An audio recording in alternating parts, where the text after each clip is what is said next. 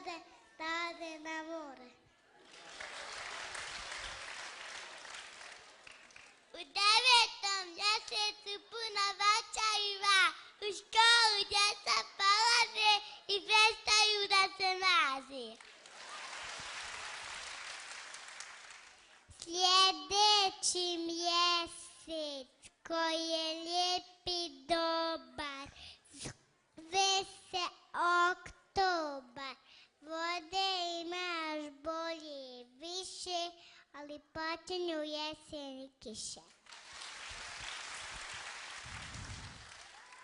U novembru je jesen pozna, kiša po čitav dan pada, ladna i grozna.